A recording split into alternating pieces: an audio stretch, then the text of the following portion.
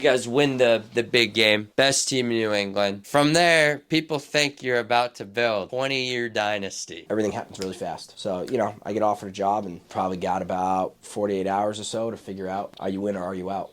Coach, I gotta ask these international guys, man. What are you doing? Who are you paying? Right around New Year's, just after New Year's, I found out that the Tabor job was open. Power 4 and Group of 5 conferences recruit New England more than ever. And I believe that one coach has a lot to do with it, who since the year 2017, he has impacted prep school football like nobody else has before, producing dozens of Division I athletes. From Power 5 to FCS, no one has done it like Coach Jeff Moore. From arriving to St. Thomas More when they only had 3 players on their roster to suiting up 28 players that fall with guys like Wilfred Penne, who went on to Virginia Tech, Jeffrey Umba, who went on to Purdue. Then in 2019, going to one of the most prestigious boarding schools in all of America, only having 5 winning seasons in 30 years, Loomis. By 2021, they were in the New England Championship where they would dominate 21-3. That 21 Loomis team had 20 players that ended up playing Division I football. That's right, 20. I don't care if you are in Texas.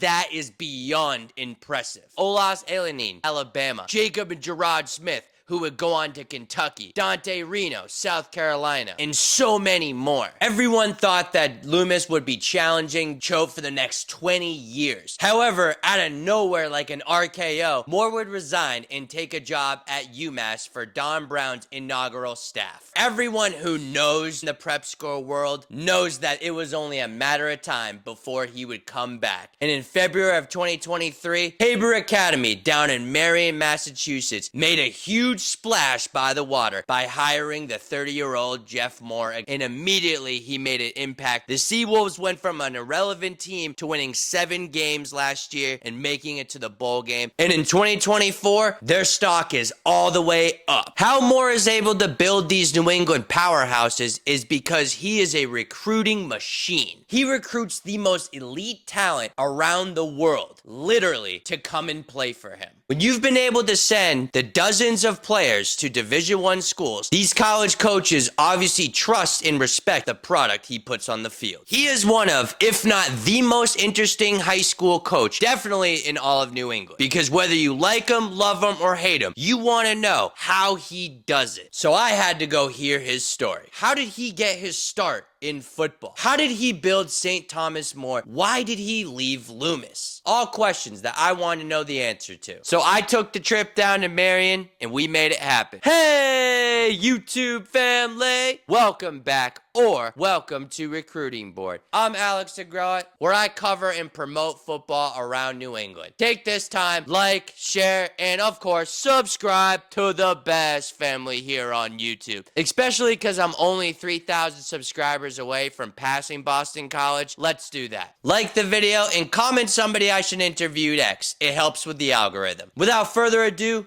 let's jump into the Coach Jeff Moore interview. All right, we made it to Tabor. Here we sit with a man who needs no introduction to New England football, Coach Jeff Moore. Coach, thank you today for allowing me to be here, Coach. I appreciate you coming down and checking out Tabor. You want to describe the campus to our viewers, Coach? Yeah, so it's a really special spot. We're just before the Bourne Bridge, right before Cape Cod. Campus is just under 100 acres. We're divided by 2 main roads, so part of our campus has almost a mile of the shoreline as well. And then we have a chunk of campus in the middle, and then we have another road, Spring Street, that has dormitories and turf field and our track above it as well. Yeah, so how's your off season been so far, Coach? Good. We're excited. We've got a bunch of guys that are playing different sports this spring. Guys, I think, made huge strides this winter in the off-season weightlifting program, and then we're really excited about a couple guys who will be joining the program this fall. And we're really excited about Peter Bork will be coming, who's a quarterback, Carter Gooden, who's a D-end, Grady Holmes, the local kid from Marshfield as well, and we got a handful of others, but we're really excited about all of them. I think we're fortunate enough where we got to replace a couple kids that we had graduating that did an unbelievable job for us for their 2, 3, or 4 years here, being able to bring some kids in where we can sort of keep the ball ball rolling. We're only a few months away from the football season starting, Coach, and kind of seems like just yesterday we were talking about you just coming here. And so if you want to talk about recalling this last year at Tabor Academy. Yeah, it's gone fast. So I got off of the job last February. My wife and I were really excited to be able to join the community here. We had a great group of kids that were already here, and then we had a couple things we just had to work on, primarily an offensive line, some stuff like that. But our returning kids did an unbelievable job. From our 4 captains, Tim Bankston, who played quarterback, Joel Alvarado was our center, Rafael Montero was our Mike linebacker, and Perry Goodrich, who played a couple different spots at linebacker for us as well. And they did a really good job leading the program and keeping everything intact. And then we were fortunate enough where we had a couple new kids as well who came in and made a huge impact, including Hugo, obviously, who was the co-ISL MVP, a handful of other kids like Caden Drinkwater, Folu Shobawale, Liam Huback, and then a bunch of kids on the offensive line from Jacob, Botan, Will, and Amon. So we're really excited about the group, and hopefully we can sort of keep the thing going. We had a really good start. We went 7-1 for the regular season, which was tied for the most wins in the ISL in the regular season. And then BB&N did a phenomenal job in the bowl game where we fell a little bit short. I mean, if you want to talk about the landscape of the ISL for 2024, nobody's sleeping on Tabor this year, but just the other teams that you're expecting to play and do well. Yeah, so our schedule will look a little bit different. The ISL's restructured a little bit, so we're moving from the ISL 9 into the ISL 7. Thayer Academy is sort of doing a blended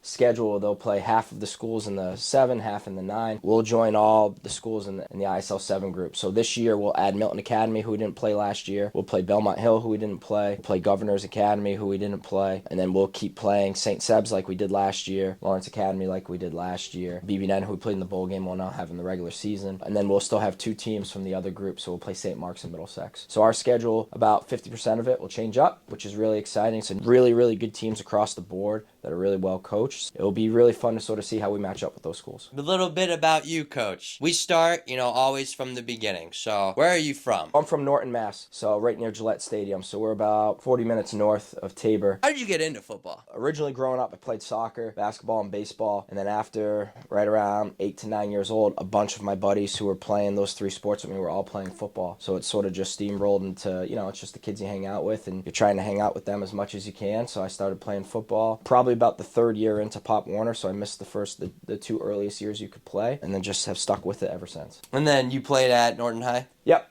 How was the program during that time? We had gone through some tough times when I first got there. We had a coach, Larry LaRock, who was an unbelievable person who had been there for a really long time. And then Rob McCoy had taken over my junior year. We were a lot stronger at that point. So my first 2 years, I think we won 2 games and 3 games in the regular season. And then my junior year, we went 7-4. And then my senior year, we went 6-5. After I graduated the year after, they went to the Super Bowl and lost in Gillette. So they've done a good job now. Jim Arts is the head coach, and he's from Norton, or lives in Norton now. And he's done a really good job with the program back and forth. They've had a couple decent runs in the playoffs as well, so he's done a good job. You played Massachusetts high school football, public school, so if you could talk about its evolution, from what you've seen. Yeah, so I'm a public school guy through and through, so from Norton to UMass. I think high school football is like the ultimate team sport, where every single person on the field, whatever they do that play dictates the play. It's not in some other sports where 1 or 2 guys can dominate the play and you can sort of hide some people. So I think football is just truly unique in that experience where every single kid on the field matters. I think the public schools do an unbelievable job, and I say this to everyone. Prep school's super unique. Doesn't mean it's for everyone. Each individual kid, it's all about their fit and what's good for them. There's a lot of public schools that do a phenomenal job. The guys at Springfield Central do a great job as well. The guys in the Hockomock have done an unbelievable job. When I was in high school, those are all the neighboring towns for me, so I followed. Mike Redding at Mansfield's been phenomenal. They've done an incredible job at Foxborough as well, and Coach Strahan taking over at North Attleboro. So I have a ton of respect for the public schools. I think they do a really good job, and I think the prep school is just a little bit different. When was there a certain moment that you knew you wanted to coach? High school, my senior year, one of our assistant football coaches, Ted Curley, who's now the AD at Zavarian, he was the girls' varsity head basketball coach. And my senior year, I actually volunteered and worked with him the whole season. And that was like the first time where I wasn't a coach, but I sort of really worked in and got a little bit of a passion for it. As things progressed at UMass,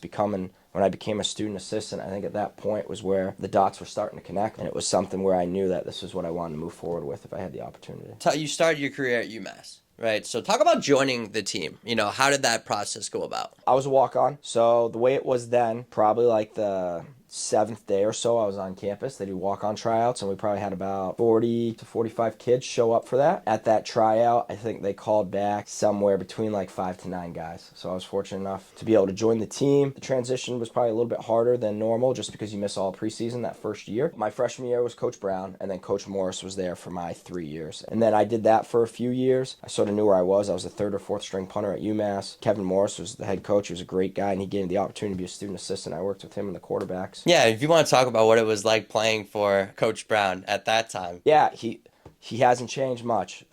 He's unbelievable person. I would say like a true player's coach. Extremely intense or passionate is the way I would like to describe it. He was someone who truly cares about every single kid in the program. Very personal. But at the same time, like, that guy loves football, and he's super passionate about it, and he did an unbelievable job at UMass. You know, he was the defensive coordinator. They won the national championship, and as the head coach, he brought him back to the national championship where they lost to Appalachian State. He's an unbelievable person. You know, I'm eternally grateful for the way he treated me as a player there, and then also to bring me back as a coach, and then also our relationship during my times as a high school head coach as well. It was a great experience, and Kevin Morris was the offensive coordinator my freshman year when Coach Brown was there, and he took over, and he treated me extremely well too, and I'm really fortunate where he sort of took me under his wing when I became a student assistant, and then afterwards he went to Yale, and he was really instrumental in helping me get a job at Yale after Amherst College. So you go from UMass to Amherst, and you're coach under Coach Banks. What was that experience like? Yeah, it was great. So Adam coached the wide receivers. And then my first year there, I was literally his assistant. I worked with him every single day. Incredible mentor, did a really good job, extremely organized, really good communicator. So, you know, I really appreciate it. Taught me a ton about wide receiver play. And then fortunate to be with Coach Mills, who's the head coach there, who's still the head coach. And, you know, he's had, you know, in my opinion, the best tenure ever in Amherst College history with multiple undefeated seasons and everything like that. I was really fortunate to be able to go there. And the 2 seasons I coached there, we were fortunate enough to go undefeated one year, and they go 7-1 the other, and tie for the conference championship. So it was 2 awesome years. Learned a ton between working with Adam Banks, and then EJ has been great. He's like literally an epitome of a people's person, and he just understands relationships and how to deal with people, and I've never met anyone that does not like EJ Mills. And what do you learn coaching Division III football? Like at all these places, football is football. And that's the most important thing. I think the difference is at each level, some of these guys are just bigger, faster, and stronger. But, you know, what I really learned at Amherst, I thought their culture was second to none that they had with their players. The players had with each other, the organization. I was fortunate enough to go there. When I got there at first, it was Coach Banks' first year as the wide receivers coach. EJ had been the head coach for over 20 years. Don Falstick had been there for somewhere between like 18 to 20 plus years. Their O-line coach, Matt Ballard, had been there for over a decade. So you had all these guys that had this continuity, and it was great to see like the plan is the plan. If you firmly believe in something and you stick to it and you do everything you can to stay true to it, everyone else will believe in it. Things will move in a positive direction. And that's like at Amherst, the plan was the plan. It was very straightforward to every single person in the program. They had so much success while doing it, but that was one of the biggest things there. And then the relationship piece. I think that's the most important at every single level. Some people might not realize it, might not talk about it. It helps to have like really good football players, don't get me wrong, but whatever you do philosophically or X and O standpoint on offense and defense, like to be able to have your kids wholeheartedly trust you to play for each other and to have a community where every single kid respects each other and their staff, like those are the most important things. And, you know, whatever you want to do on offense or on defense, like you need that trust and that belief in order for that to work, because you can win in so many different ways, but you can't win without that relationship piece. So you go from Amherst to Yale. What was that transition like, going from high academic D3 to the pinnacle of education in the country? What happened, I'd been at Amherst College for 1 year. We'd just gone undefeated. Coach Morris had taken the OC job at Yale. Tony Reno was just hired as the head coach. It's a program that had so much success. In the last few years, had been a little difficult. In that first year, the rebuild, sort of starting from scratch, creating a strong foundation, figuring out what's truly important to the program from a value standpoint, from a work ethic standpoint, all those things, and integrating that into the program. We hit our lumps. We went 2-9 that year. One of our wins was against Penn, who ended up being the Ivy League champs. But I learned a ton under Coach Reno about organizational structure, being able to identify kids. You know, I thought the classes we brought in were unbelievable kids, and then sticking to a firm belief of what it will be to be successful and not wavering from that. So that year, like, we took our licks, but I learned so much from an organizational standpoint as well. That first year, people look at it, and a lot of people might have not been sure of what was to come. And then, you know, you fast forward, for the past 6 seasons, they've won or shared the Ivy League title. So to see where they've gone from there, it just shows the growth and how great of a job Coach Reno's done. So you go back to Amherst, but then there was a little bit of a hiatus, like it seems, from 14 to 17. What were you doing during that time? Yeah, so I had been with my wife. She was my girlfriend at that point, and she was still living in Norton. She was driving back and forth everywhere. So we sort of decided to like get our life moving forward. So I took a job at the Franklin YMCA. I was a sports and summer camp director there. I was there for 2.5 years or so. So it was really like my first time away from football, where it was great. My wife and I, we moved in with each other, started the next chapter in our life. We ended up getting engaged during that time, but it's super difficult without football. Everything else was awesome, but there's a definite hole in sort of what I was looking for. I used to say to people I was like a finalist for a bunch of different things, but I was like always the bridesmaid. So I was probably a finalist for 4 or 5 different head jobs that didn't work out, 1 or 2 offense coordinator jobs that didn't work out. But we wanted to stay in the Northeast. We wanted a school that sort of fit us, and that would give me the chance to sort of do what I believed in. The Y treated us really well, so we're status quo until the right thing worked out. And I think that's interesting, Coach, though, because you don't really hear about people taking the hiatus. And by the way, I think those people probably regret not hiring you, but you end up finding your opportunity. St. Thomas More. How does that come about? When I was coaching at Amherst College my second time there, I had been offered a couple jobs from St. Thomas More to do different things at the school and be an assistant coach. The timing didn't work. The exact job on campus wasn't the right fit. The head of school was Jamie Hanrahan. I always said to him, I said, if the head job opens up at some point, let me know. I may be interested. I felt like even though I hadn't been a head coach, there were things that I wanted to do in a way where to be able to take the leap and move again, I had an idea of sort of the terms that I wanted to be on. What was the tradition or the culture of the program when you inherited it? I didn't even know they were a school at that time. Yeah, so they'd been tough times for a little bit. Yeah, the 5 years prior, they were combined 5-34. So, and then the year before I got there, they only had about 17 or 18 kids in the program, and we only had 3 kids returning. So I got off the job the first week of February that year, and Mr. Hanrahan said, your contract's going to be until the end of August. If we don't have enough kids, if you can't bring enough kids for the football team, can't have football, we don't need to be the football coach. So we were fortunate enough, we brought in 25 or 27 new kids, along with the 3 kids who came back, and we had a pretty strong year. So we went 6-3, which was pretty good. The following year we went 6-3 again. It was the best consecutive seasons they had in a little bit over a decade. There's a lot to it, starting from scratch. There's a lot of moving pieces to it. Kids were resilient. They did a good job. We were fortunate where there we had some really, really good football players. And Tyler Rudolph, who's a high school All-American, went to Penn State, and then he transferred to UMass when I got there, and he's been all independent there. Trey Williams, another high school All-American who's still at Clemson. And then we had some other kids who went on to play at Florida or UCLA, Virginia Tech, a bunch of others. So we're fortunate to have some really good kids. Those 2 years at St. Thomas More was great. Helped me figure out a little bit more about myself as a coach and sort of what I was about. And it's very different being fully responsible for everyone for the first time. You sort of get to figure out a little bit more about yourself and sort of the way you want to do things, because sometimes you have this idea in your head, and then you actually do it, and it doesn't always play out the way that you had imagined it for months in your head when you're running these simulations through. I think we really turned the program around. We sort of put them on the map where now a lot of schools go, and they hired Jason Manson, who did a really good job there, and Ernest Anderson's doing a good job as well now. I'm forever thankful for them giving me my first opportunity to be a head coach. You had 25 kids come in from, you said February to August. You had 25 kids. Coach, that's an offense and a defense with some special teams guys. 25 people is not like a small amount of people, Coach. Oh, it was a lot. The first kid that said yes was Dex Lawson, great kid from Bloomfield. He's now playing in the CFL for the Hamilton Tiger Cats. Was an All-American at Central Connecticut State and then grad transferred to Appalachian State. Tyler Rudolph was the second kid, and those both happened right around the first week of April. And then it was a trickle, but the last kid we took was Anthony Red, who went on to play at Syracuse, and he enrolled like the second day of preseason. It was a hustle 24/7. So very, very different than like your traditional prep school where like when I was at Loomis, the school was like 98% done April 10th. We're at STM, like we're always enrolling, which was awesome. If we had the kid that was the right fit, a lot of times that we'd have the ability for them to have an opportunity no matter where we were through the spring and summer. And we did a really good job of sort of growing the student body that way. But always a hustle there. And you learn a lot from that. The way you deal with people and, the way you connect with people and everything like that as well.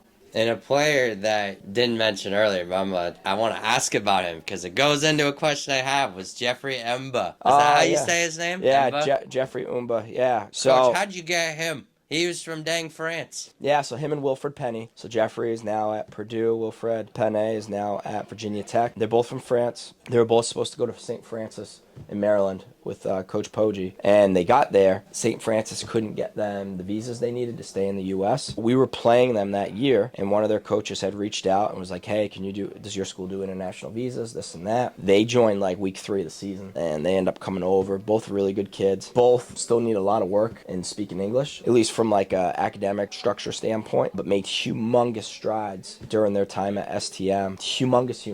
Humongous humans, but really good kids. So Jeffrey was with us for 1 year. It's really hard to take the SATs when like English isn't your first language. He had a little bit of difficulty getting the score he needed, and ended up going to Independence. Right. And was the number one JUCO player in the country, and was an All-American there. Signed with Auburn, then it didn't work out the way he had hoped, and now he's at Purdue. Really good kid. Wilfred, he was with me my second year. Did a really good job. He was there for 1 more year under Jason Manson, and he played both defensive end and tight end. He was like an elite high school football player. Great pass rusher, played the run game well, blocked really well, caught the ball well, and he got a couple different offers, and then at the end he was fortunate enough to get Virginia Tech. He's blossoming there right now. That's just wild to me, because even if he had to go JUCO, it's still that was an opportunity for him to come and change his life coach. Yeah, it was great. He had all these options coming out of high school, and then his path, I would say, was atypical, but put his head down, worked hard, did everything he was supposed to do. Was fortunate enough where he had a bunch of opportunities out of Independence, and I think now he's at a school where he can thrive at Purdue. You were only there for 2 years, and you had 4 guys sign Power 5. You're only there for 2 years. I don't know if I'm missing more. There's probably other guys, at the FCS level. That happened only in 2 years. Yeah, I think we're fortunate enough where we played like really good teams in the country. So we played Choate both years. LJ does a great job. We played Cheshire Academy both years. Dave Dykeman did an unbelievable job while he was there. We played St. Francis 1 year. We played Suffield Academy the first year. We played Worcester Academy both years. So our kids were constantly getting challenged. And I think that's like super, super important, where like every week's not a cupcake. I like to think that kids rise to the highest level of expectations that they're given. So when you keep challenging them, you got a better chance of getting the best out of them on a consistent basis. So we were fortunate enough we played all these great teams. And then we were fortunate enough where like some really good football players chose to come to St. Thomas More. When you have a group of really good kids and they get to practice against each other every single day, like that only helps as well. So, I say to our kids, like here, we expect we'll have one of the best offensive lines in the whole Northeast. So, like, the best position to play here is defensive line, because every single day you're going to practice against those guys. And, like, the best way to get better is to practice against some of the best. So, at STM, we're super fortunate where my 2 years there, we had offensive linemen. We had 2 go to Wagner. We had 1 go to Syracuse, 1 go to Merrimack, and a bunch of other places. And on the other side of the ball, Trey Williams going to Clemson, Jeffrey Umba, who's at Purdue. Kenny Messidor had 1 more year after I left. He was there my second year. He went to UCLA. Lamar Goods went to Florida. Like, those kids practicing against each other, they're only going to get better. And that's like the most important thing, is on a daily basis trying to find some consistent way to create competition. The goal is to play so fast and so competitive Tuesday, Wednesday, Thursday, that when we play on Friday or when we play on Saturday, like the game slows down, because we're used to playing at this speed all the time. And I'm hoping that's what will really get us this fall here at Tabor. And when you're talking to these college coaches at the time, you're not in the game for 3 years, but then all of a sudden you have these guys. Talk about how you got their attention. The easiest way to get colleges to visit your school is to have really good football players. Like, that's the easiest way. So, like, we were fortunate with my first year. We had Tyler Rudolph, who's a top 250 player in the country. Trey Williams, who by the time he graduated was a top 100, 150 player in the country. So Trey's a sophomore, Tyler's a junior my first year. We got all these schools coming to see those two. Right? Both of them had probably somewhere between 30 to 50 Division I offers by the time they were done. But at that time, when those schools come to see player A and B, you introduce them to C, D, E, F. Like our best example, George Caratan was our punter our first year. Coach Brown and Coach Harbaugh from Michigan come up and visit. They're there to see Tyler and Trey, who both are offered by them. And then Coach Harbaugh's like, do you have anything else? I said, well, are you looking for a punter? He goes, not fully sure. Text the special teams coordinator. He said, yes, we are. I bring in our punter, who was a post-grad, George Caratan, who was really good. He met him quick. He sent his film, special teams coordinator, called him back 5 minutes later. We had scheduled an official visit for the following week. 2 weeks later, he's committed to Michigan. They had no idea who he was before they visited our school. But because we had Trey and Tyler there, it brings all these other schools to introduce all these other players to. It's just a unique experience. And, now I'm fortunate where we've sent kids to a bunch of schools, and not all of them, but a lot of them have had really positive experiences at those places and done a good job, where it creates this relationship with these college coaches. There's like this level of trust. And I never guarantee any kid if they come here that they're going to be a scholarship Division I kid or anything. But we're fortunate where when I reach out to a school and say, I think this kid's a good fit, Doesn't mean they take them, but it means they truly take their time to evaluate them. And that's the most important thing, is these kids just getting their foot in the door. You go 2 years there at St. Thomas More, but then you end up going to Loomis. So talk about that interview process, how you got the job. Second part of the question is, what was your pitch to them about you? Yeah, so Loomis, unbelievable school. I think right now they're ranked like 7th or 8th in the country of all boarding schools. Great academics, elite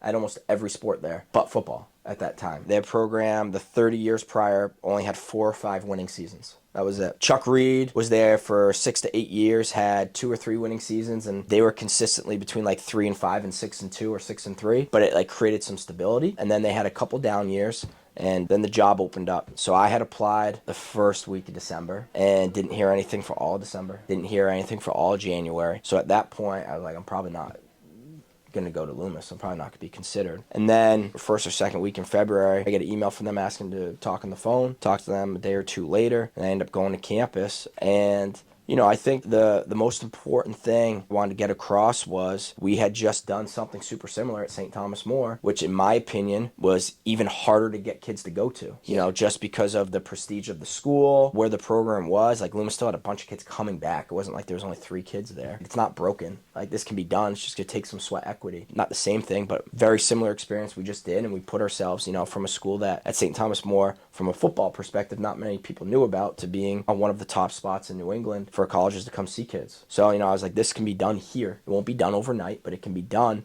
if everything's in place the right way. And I was fortunate enough to get that opportunity. Targs, I took the job in the middle of February. I was still the head baseball coach at St. Thomas More. I was the athletic director there. So we're trying to bring some kids in, but I'm still in the middle of being the head coach of another season at another school. We brought in a really good group of kids, 6 to 8 kids who did a good job, and they were 1-8 the year before. And my first year there, we took some lumps, don't get me wrong. We got to 3-6, which is still triple the amount of wins as the year prior. We sort of got an idea of who we are and where we could be. I mean, we had some really, really good kids. And I think the following year we were primed to be like a contender. And our kids believed it. We felt that way. Our staff did.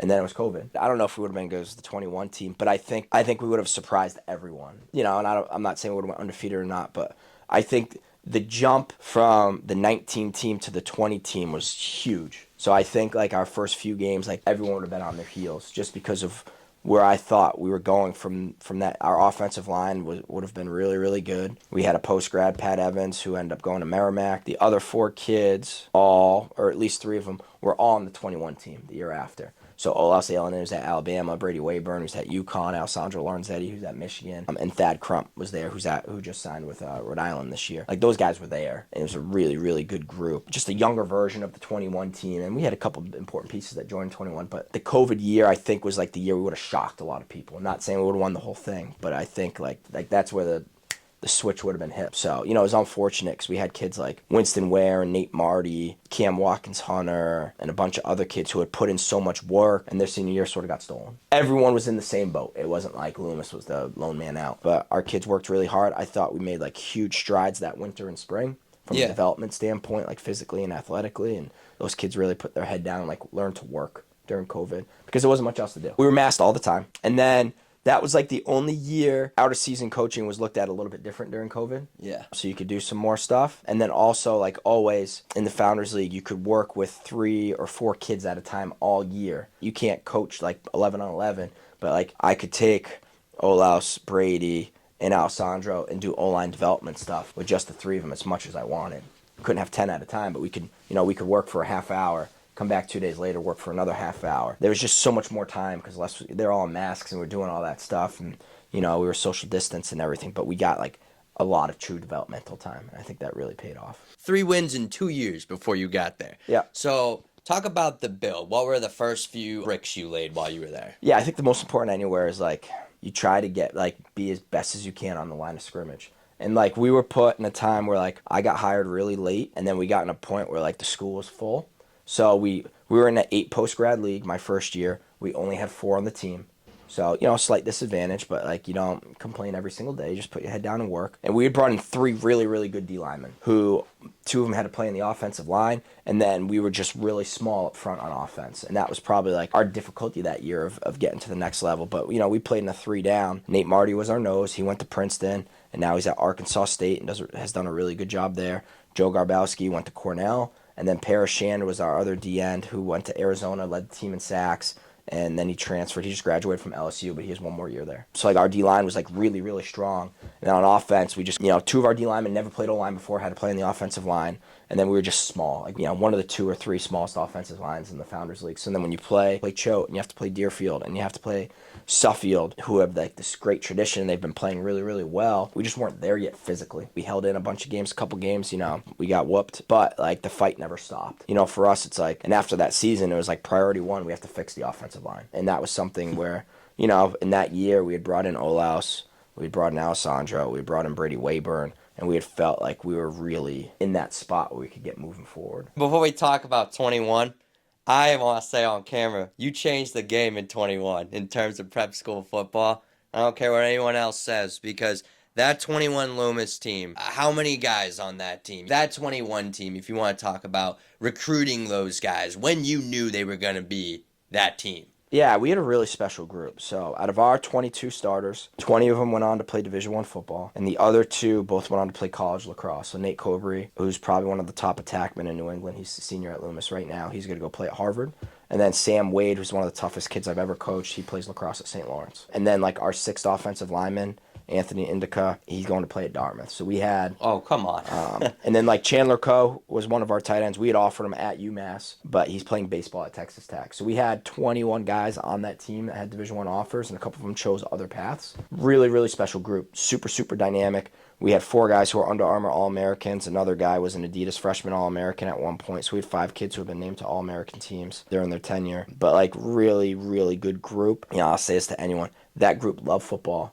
They loved competition, and they loved each other. And it was special. It was a good group where we broke a ton of records that year for most wins ever in Loomis history. We went 9-1. First time ever to a bowl game. First time ever winning a bowl game, obviously. And then I think total yardage, sacks in a single season, TFLs in a single season. So it was a great group. Those kids worked really hard, and it was just great to see, like, all the work they put in the whole season culminating at the end, like, winning a bowl game. Like, that was truly, like, the most special point for all those guys. Coach, how are you finding these kids? Because 21 kids playing, with offers, I don't care if you're in damn Texas. That's ridiculous, let alone Connecticut. Yeah, so a lot of it's, like, relationship driven. It's not like they all came in one year. That was sort of like a 3 to 4 year culmination, like, throughout the process. I've been fortunate where we've had a bunch of kids from Canada before. There's a couple people I trust, so that I've worked with in the past. So from Canada, we had our center was Nino Francavilla. He's at Miami, Florida. Edwin Terrakalange played outside linebacker for us. He's at BC, doing a great job. He had a block punt in their bowl game this year. Alessandro Lorenzetti is at Michigan. They just won a national championship. Did I have anyone else from Canada? I don't know. I had those. Oh, and Denzel Muntali, who went to UConn, tight end. Really good, unbelievable athlete. We had a couple kids who had been at Loomis before I got there. So, like, Chase Collier is one of the toughest kids I ever coached. He went to Merrimack. He actually just transferred to Yale. He was a slot receiver, like, pound for pound, the best football player I've ever coached. Thad Crump was a kid whose older brother went to Loomis, and he was a freshman the year I started. He played left guard for us, did a really good job as well. Dante, I had worked for his dad. I had babysat Dante when I coached at Yale, so I had known them. Sam Wade and Nate Cobry had come for lacrosse, and we've been super fortunate that they decided to play football. We had a really good relationship with the lacrosse team and the football program at that time. David Egby was our running back, who was at Wake Forest. Stud. Awesome kid. I was really close friends with Chris Maleo. He had left the Petty School, and David was there, and Chris had recommended looking at us. So we were super fortunate that he repeated his sophomore year with us. He was originally going to come as a true junior, and then when COVID happened, he decided to take the extra year, which I think was super beneficial. And then there were some local kids who I had just known, so like Matt Brunel, Central Mass kid, who I had just seen at a bunch of camps and stuff. So he's at Holy Cross, was a really good wide receiver for us. We had like this run of North Carolina, which was like sporadic. So Brady Wayburn, who's at UConn, awesome leader for us, captain for us. We had two brothers, Derek Spearman, who went to UConn, Jaden Spearman, who's going to Louisville, and then we had a PG, who's one of our captains, Liam Barbie, who I had been connected through from one of the Ivy League schools that he was looking to a PG year. He had torn his ACL his junior year. He had over 100 tackles. He had multiple games where he had over 15 tackles at Charlotte Catholic, and he came for us as PG. He was one of the best linebackers I've ever coached, really good player. And he went to Navy. We had another local PG, Sean Polinsky, who's from Harwington, Connecticut. He's at Cornell. And then we had two twins from Kentucky, who I just luckily somehow got matched up with, Jacob and Gerard Smith. Freaks. Awesome kids, great family. So one question I did have was, when you bring that type of attention to Loomis, was there any backlash behind it? Whatever it may be, jealousy, like all of a sudden there's just a lot of attention on this school. No, like our administration was great. I think like the toughest thing all the time is trying to figure out. We would have days where we'd have 8 to 10 coaches on campus and trying to properly communicate with who these people are and who's coming on and all those type of things. But like the administration was awesome. Our student body was super supportive. And like we were fortunate where we had really good kids. So like when you're in this bubble of boarding school, it's a community where everyone's supposed to be uplifting each other, which I think at Loomis we did a really good job. You only had the one loss that year to choke, but you're in the big game against Milton Academy. Again, what was it, 2 years sooner, you guys were not relevant. 2 years later, you're in that game. Super exciting. We had a great environment on campus. I think the toughest thing in bowl games, there's not much crossover. So the ISL, and it's the same way now, basically only plays in the ISL. So we get paired with Milton, who have been undefeated. They've been running the ball for like high 200 yards a game. And we hadn't watched them all year because we have zero crossover with them. And they have a legendary head coach and Coach McDonald. They had a really good offensive line. Our biggest thing was we needed to stop the run because they ran the ball at will. I think they had played BB&N the week before, which might have had the league championship on the line. And I was there. Their running back, was it the Nally kid? Yeah, he had run for like over 300. 200 yards. It was crazy. For us, we're like, we got to figure out how to stop this run game. And we knew we were very good on defense. Like we had a firm belief from week one with the kids we had that we had the best, if not one of the best defenses in all of the Northeast. I thought we had the best 3 pass rushers in all of New England. And I'm not saying it's a collective group. I thought we had 1, 2, and 3. Edwin Terrakalenge, Jacob Smith, and Gerard Smith. Our whole thing was if we can get people to second and long, to third and medium plus, those 3 can work. We had huge emphasis on being able to stop the run, put them in an uncomfortable situation. I'm not saying they didn't pass well. They hadn't passed a lot all year. They were throwing the ball 10 to 15 times a game. And our plan was, if we can make them have to throw the ball over 20 times in the game, we're going to put them in such an uncomfortable situation where like we think like we can really thrive. Our defensive coordinator, Adrian Stewart, did a phenomenal job. He's still the DC there. That game started right off the bat. The very first play, they run for like 7 or 10 yards. And it's like, oh boy, like where are we going to be? And then after that, we sort of took the game over. Daquan had a really big pick on the first series. And then they really struggled to block our front 6. So we got to a point where they kept getting forced in these uncomfortable positions. And it was just QB scramble, bad throw, sack, ball thrown out of bounds, sack. And we ran the ball well, not elite, but well. We converted some big 3rd and 4th downs. But on defense, by the end of the game, like you don't realize what the stats are and everything. But Huddle Assist does the breakdown. When you consider all the sacks and everything, they had -7 yards on the game for total offense. So we had 9 sacks in the game.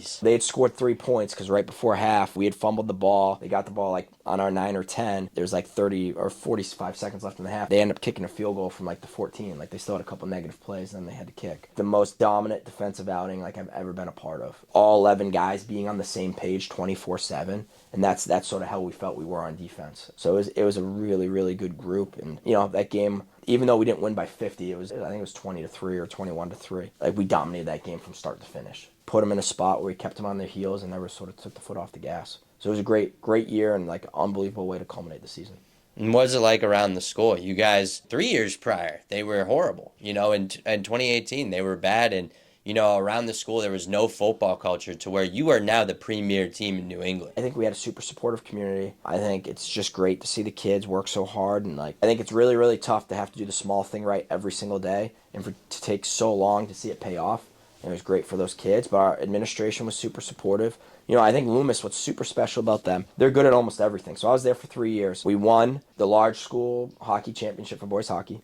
Girls hockey, I think we're rated top 4 in New England every season. Boys basketball, we won the Class A championship. Girls basketball, they are currently the 3-time reigning Class A girls basketball New England champs. Baseball, they had won the Founders League, I think, 3 years in a row. Boys lacrosse, they had been good and not great. They're ranked in the top 10 in the country right now.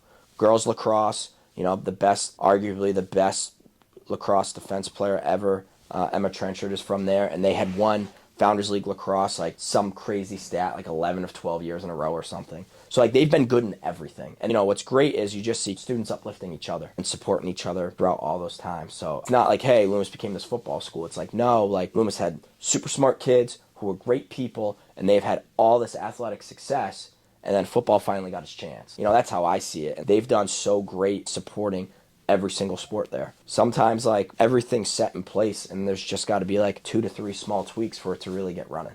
and that's sort of where I felt they were at. So we were fortunate about that. You guys win the big game. Best team in New England. From there, people think you're about to build 20-year dynasty, right? I know I thought that, certainly. I thought you were going to be challenging the Choates for the next 20 years. But then a shift happens. You end up going to UMass kind of abruptly, Coach. Yeah, so I played for Coach Brown at UMass. Obviously, we talked about that before. And I had a really good relationship. You know, I had two kids go play for him while he was at Michigan. And then I had another kid that he had coached when he was at Arizona. So we had stayed in contact the whole time. I got offered a job to go to UMass, and it was somewhere I really cherished my time there. My wife went there as well for a coach that has meant a lot to me. It was sort of one of these things where like you always think if you don't do it, what if? Really excited about it. The football part was awesome, but you know, especially the FBS college football world, everything happens really fast. So, you know, I get offered a job and probably got about 48 hours or so to figure out, are you in or are you out? We ended up doing it. So before you take the UMass job, but you're building a national powerhouse at that time.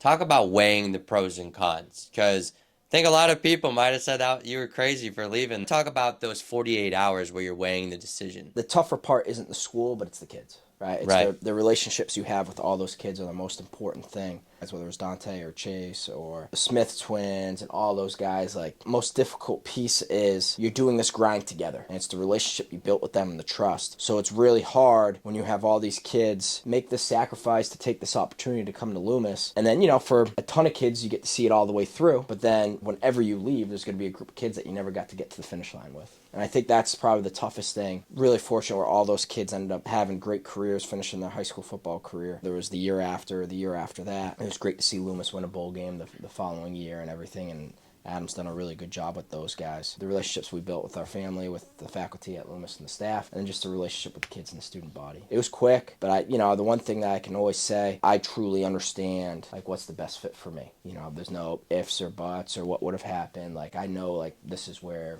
I'm supposed to be. This is where our family's supposed to be. It's not like, hey, if the ball bounces two different ways, I'm going to be at college X now. Like, if I wanted to stay in college football, I'd still be at UMass. So when you're leaving a place like that, and then you go to college football, talk about that transition from having to be like a high school head coach to all of a sudden now you're an assistant, you're the recruiting coordinator at that time, so complete shift, it seems like. The football part was awesome. Learned so much from Coach Brown, from the offensive coordinator, Steve Kasula. It's a really good spot, and I felt really good where, I was there for 14, 15 months, that the program was put in a lot better spot than from when I first got there. But to me, it's more important to be a good husband and a good dad than to be the highest level football coach, and the way our family setup was at that point, it just wasn't the right fit for us. We had two kids under 2. When you don't play in a conference at that point, almost every away game you're getting back between 3 and 5 a.m. on Sunday when you leave at noon on Friday. I think like the biggest change is what your responsibility is. So I was just at 2 places where I was responsible for like the day in, day out of every single kid in the program. Where at UMass, I'm responsible for 5 kids. We have 110 or 120, whatever the number was in our program, and there's only 5 kids that I'm responsible for. So the relationships are just so much different. I had 5 tight ends who I felt really good with, who I got to spend time with, but every day at Loomis, every day at St. Thomas More, I'm dealing with every kid in so many other ways. And then boarding school is unique. Like, I'm living on campus with the guys, which is totally different, where in Division I football, the relationship is super, super important, but it's just a different dynamic as well. Your day-to-day when you get to UMass, that's what I'm always interested, especially as the recruiting coordinator, because I picture it as like meetings X, practice X. Like, what is it like for you? We would get in somewhere between 6:45 and 7:15. It'd be a lot of football at first. Our recruiting was done a lot more offense, defense, so we would have an offensive meeting. On days where we'd have a list of all the guys we wanted to watch. We'd watch them, say who's a yes, who's a no, who's a maybe later. We'd rewatch kids, there'd be other days we'd rewatch kids we've already watched, and we'd try to rank them to see where they fit, who's most important, who's not. During the season, it's sort of keeping status quo, like, hey, here's the guys we've offered. We want to keep these best relationships with these guys. We want to try to get them on campus for a game. And those other guys, I would run what we call a tracking list, especially for New England. So we would track those guys every week. We'd update what their stats were every week in the games they played, all that type of stuff, who they played against. And that sheet would go out to our coaches. If they're talking to one of those kids, a conversation piece, or just so they could stay up to date. And then once the season ends, it's totally different, because then the transfer portal opens up. And then for us, it's identifying what positions can we develop and what positions do we need help immediately. And that affects 3 different things. who do we need to take high school, who do we need to take transfer, and if we're taking transfer, can we take young transfer who hasn't played yet, or do we need someone who has a real game experience? So those are like the three different pools that you're trying to figure out. Those things can change drastically in 24 hours, because you could say, hey, we got the deepest room possible in this position. 3 days later, the top two kids transfer out, and now that's your thinnest position out of all of them. So, I think in the group of five world, obviously you want to have success, but when you have too much, it's impossible to keep everyone. At UMass, even this past year, where they had more success than they had in the past, and you're just losing kids. A lot of the kids who are playing the best at the group of five level end up getting an opportunity to play at a higher level school, where either they want more competition, or their NIL is, the price is drastically increased, or all those factors where it's tough. Josh Wallace was an awesome kid at UMass, captain for us, great player, and he gets the opportunity to go to Michigan, starts there as Big Ten honorable mention, he's a national champ. Who's to say that's not living the dream? Yeah. But it's really tough at UMass when you lose your best player on defense. It's so important to develop kids, but when you do an extremely good job at developing them, are you going to get them for the whole tenure? Like that's probably the toughest piece. Yeah, I want to ask about NIL, because you faced it now in high school, because now it's different for some of your recruits, but in college, you were like kind of in the thick of it. If you could talk about the impact it has made on... I think it's tough. Like, the Power 4 schools are in a whole nother world. Like, it's not a real comparison to the Group of 5 world. And I think, when I was at UMass, we really hadn't gotten going with the collective in football yet. So for us, like, very little was happening. And then the Midnight Ride collective started like right as I left. And Corey and Tim have done a really, really good job with it. And I think now they have over 20 players who are part of the collective on the roster. Mm-hmm. And a lot of it is, can you do something to keep your players who are doing a really good job, to be able to keep them there, to make them feel appreciated? And then the position groups that are the biggest need, what can you do to separate yourself from like a peer school or someone you're recruiting against? In the Group of 5 world, it's not about giving someone $1 million, but it's, can you help them move when they're going across the country? How easy can you get them affordable off-campus housing if they're an upperclassman transfer? What are you doing with the small percent of the kids who are, and how can you differentiate yourself? Like, in the Group of 5 world, most of these schools have somewhere between like 5 to 25 kids on NIL. It's not like every single kid's getting 15 grand. Like, that's not how it's working. It's not, the kids who think that's a huge misconception right now. Yeah. Where, the kids who are playing at Alabama or Michigan, Ohio State, like, that's totally, totally different than being in the MAC. Don Brown, of course, we talked about him. I'm not even going to ask if he's the right guy for the job, because he is, Coach. And I want to ask you why he is the right person for the job and what he is doing for UMass. Some of the most important things, and I think this is super important at UMass, is having a head coach that like truly believes in the geographic area. So like, he's a Northeast guy, he's a Massachusetts guy, and everywhere else he's been outside in New England, he's always recruited Massachusetts, he's always recruited New England, and he's always believed in this area. And I think that's like such a huge piece. You're looking at Michigan with Mike Sanders still, and Zach Zinter, and all those guys, and that's, a lot of it is a credit to Coach Brown. And then you look at kids who have transferred back since Coach Brown's been hired. Anthony Simpson's done an incredibly good job at wideout. Tyson Pumachan, when he was healthy, was doing an amazing job. Tyler Martin's fit a role. Tyler Rudolph, he'll be a 3-year starter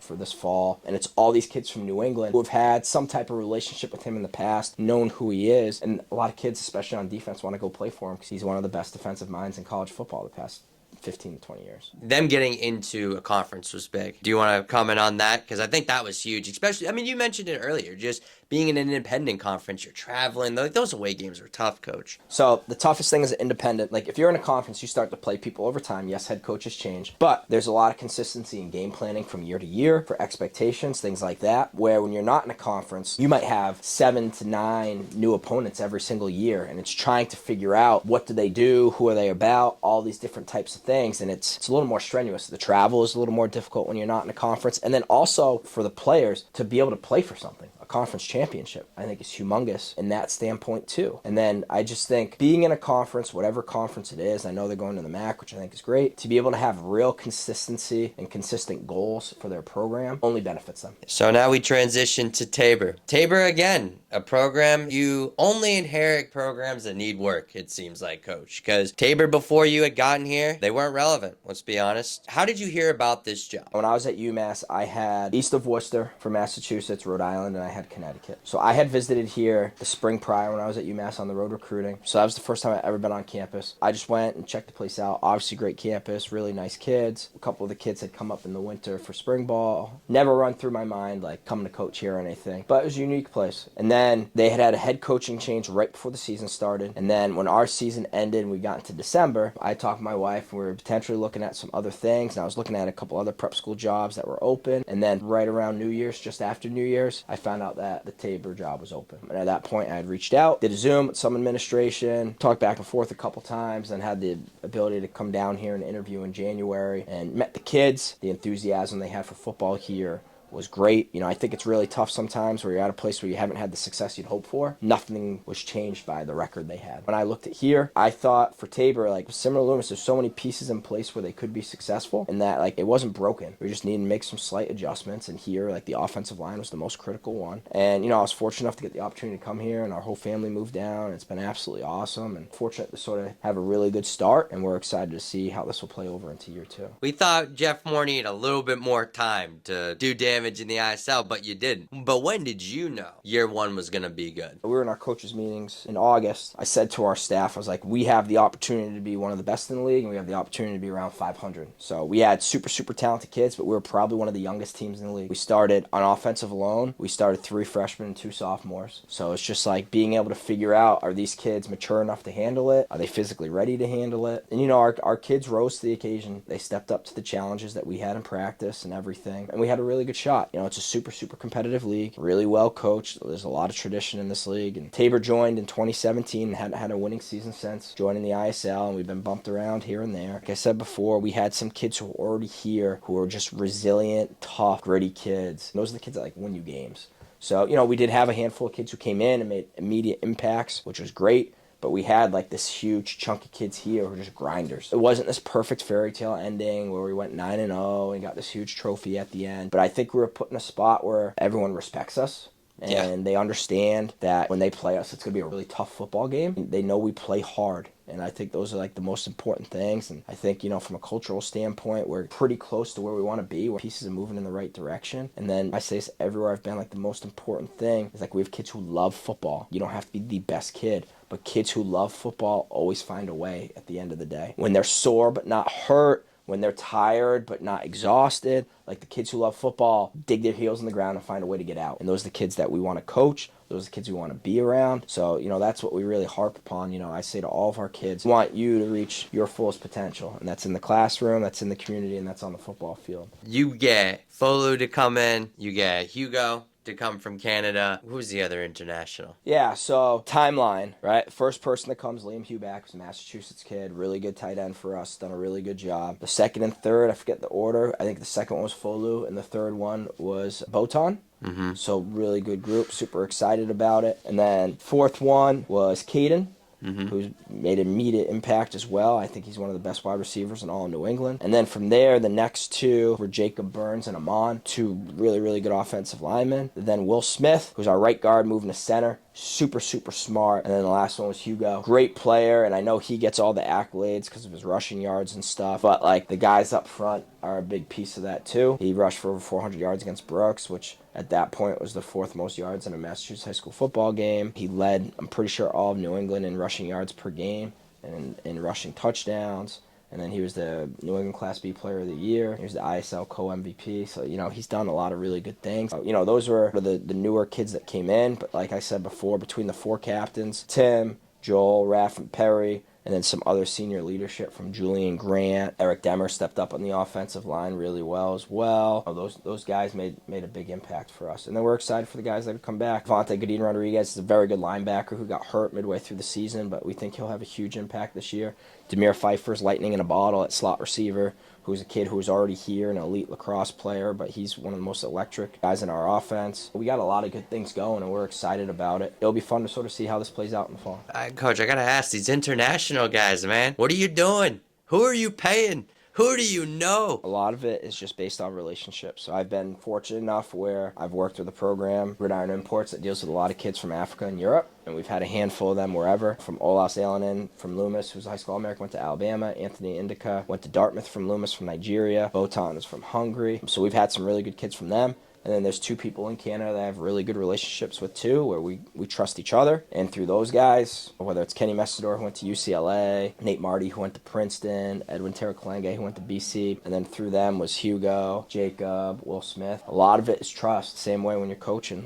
There's an understanding of what's important to me for players in our program. It's also important for people to know, when they come here, the way we deal with our kids, the way we treat our kids, the way we develop our kids. People make the decision to go to prep school for a reason, right? To be challenged academically, to be in such an amazing community where a vast majority of the faculty live on campus with the kids, and we help them grow in so many different ways, academically, socially, emotionally, athletically, all those different things, and the arts, if that's what their passion is. Kids don't go to prep school just for football, just for basketball. Like, this whole world has so many different things that encompass it. This isn't the golden ticket to go play in the ACC or whatever. This is something where you got to dive in sort of head first into the whole community. And the ISL versus the Founders, coach. You don't have PGs here, just different layout. If you want to talk about what that experience has been like so far. There's no right or wrong. In the Founders League, I think they have the ability to get more kids a year. So they turn over more kids because they're going to take 6 post-grads. They have their regular senior class. So you can have maybe a little bit of an older team. And then also you get the ability where you can have kids who are super talented, where recruiting didn't shake out right, who just graduated and come to a PG year. Where I think in the ISL,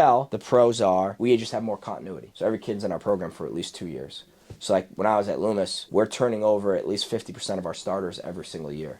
Where this year at Tabor, we're going to turn over 6, maybe 7. So for us, like on offense, we only lose 2 kids. For us to be able to have that continuity, I think it helps the culture a little bit. And I also think like we can build on what we do a little bit faster, because like we don't start at ground zero every single year, because we just have so many more kids coming back. So, that's the exciting thing about here. We have some super positive momentum. And I say to our guys when they're coming, it's like, you got to be ready for like day 7 on day 1, because we have too many kids coming back to start from the block. Could it be slightly challenging for the new kids? Sure. But the reason they're coming here is to be challenged. Do you think that when you guys came in and started winning pretty fast, do you think that rattled anyone's cages? I don't know. We spend a lot of time being focused on what we need to do to be successful. So, like, we're not in the meeting rooms, whether it's as a staff or with the whole team, like, worried about anyone else. Like, for us, it's like, hey, this is who we play this week. This is what they do. This is what we think we need to attack for us to be successful. What's the best way we can do that to have the most success? And we're going to go the same process. We practice the same way every single week. It's the same schedule. And, like, once that game's over, it's put to bed within 24 hours. So, for us, like, it's not like it's week 5 and it's like, hey, I wonder what these people think. Were some people surprised? Probably. Were some people not? Probably. In my view, I think it was a positive start, but we definitely left a little bit at the table still. I think it's fortunate enough where our guys have the confidence that they can accomplish anything, but they also understand how hard it is to be the best. Our goal is trying to figure out where those empty spaces were last year and how can we fill the gaps to get to where we need to be. To answer my own question, I think you did. In a good way, though, Coach, because I think New England football is better since you've gotten in it, because now these other schools have to step up their recruiting, Coach. If you just look at it, I've spent 6 or 7 years in prep school football, but even from the past 12 years or so, the level of football in the prep schools has drastically changed. Where I think maybe 20 years ago, like the kids who are on most teams, I'm not trying to say everyone's the same, it was more of like the regular kid who just inquired, they visited campus, they might have met the coach as they visited, and they might have saw him like, we'd love you to come, this or that. Where I think in the last 12 to 8 years especially, but a lot of kids want to play high school football. So I think the clientele from an athletic standpoint, from bigger, faster, stronger standpoint, has drastically shifted. And then I think in a lot of different leagues, when 1 or 2 or 3 teams start to do a lot better, a lot of schools are like, how can we get there? What do we have to do to get there? You look at Choate, which is the standard right now in prep school football. People trying to figure out what can we do to sort of get to where they've gotten. Teams need to be really good to rise the level of play for everyone else. Hopefully we can keep our thing going and chase the people who are at the top of the ISL. And if we get to the top, hopefully people will try to raise their game to chase us. So if you're sitting down with somebody to talk about Tabor, pitch my audience Tabor Academy. For us, we want kids who love football, who want to compete every single day, and want to practice in a way where they are challenged. So they can't be afraid to lose a rep. They can't be afraid to have a bad day. We want kids who are going to be consistently challenged every single practice and understand that the next day is going to be just as hard, if not harder. So if you want to be the best version of you, you're going to want to get challenged and pushed every single moment you're here. And we're fortunate enough where I feel we have really good players and people. And when we have really good players and people, our practices are super, super tough. And the kids who love football, there's nothing better in the world than doing that every single day at practice. And the kids that don't, might be really tough to be a part of it. But for us, we want kids who are great students, great people, and love football. Those are the 3 things we want. And if you only have 2 or if you only have 1, this isn't the place for you. But if you have all 3 of those things, you want to try something new, this is a great place. Our teachers are top notch. Our community and our student body are second to none. In football, we're on the verge of getting to where we want to be. You said it earlier. You said if you wanted to coach in college, you'd be at UMass. To those people who might think that college is your end game, what would you say?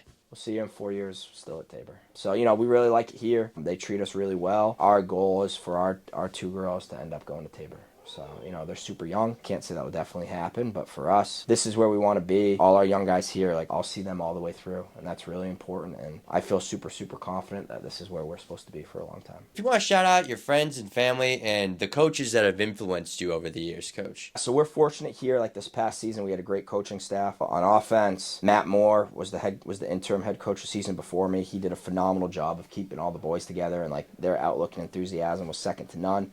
He works with the tight ends and works with the O-line a little bit as well. Pete Bankston, he coaches the O-line, does a really good job. Marcus Grant, who's a prep school kid himself, who was at Lawrence Academy when they had that phenomenal run a while ago. He coaches our receivers. Pete Kimball, I just like to call him the best running backs coach in the country. He's been coaching high school sports for about 40 years or so, does a great job, coaches our running backs. And then on defense, John Crosby coached the inside linebackers, did a really good job with those guys. Billy Gordon's, I played high school football with him at Norton. He coaches our D-line. Drew Tanzosh coaches our outside backers. And then Jason Chisholm coached the DB. So that group, they did a really good job. Super thankful for everything they did this past season. And then we're fortunate we have a school that supports our kids, trying to be the best at what their passion is, with our head of school, Tony Giacacci, director of athletic and co-curricular programs, Kelly Walker. So we have a really good group, and our administration they do a really good job of making our community feel welcome, and then also making our kids believe that they can accomplish anything they put their minds to. We got an awesome family with my wife, Brittany, and our two little girls, June and Sophie. I know how much they mean to you, Coach. Yeah, they're here all the time. If you're at our practice, typically within the last 15 minutes, all three of them are there. So it's great. And the best thing about prep school football is you can enjoy the experience with your family every single day. I think that's super unique to anywhere else. And if anyone wants to start the process here at Tabor Academy, how can they get started, Coach? Go to our Tabor Academy website, click admissions, and click inquire. And then they can find me on the website and just shoot me an email, or they could reach out to me on social media, where my Twitter is Coach Jeff Moore. I love it, Coach. Thank you. Thank you. Everyone like, share, and subscribe for Coach Jeff Moore.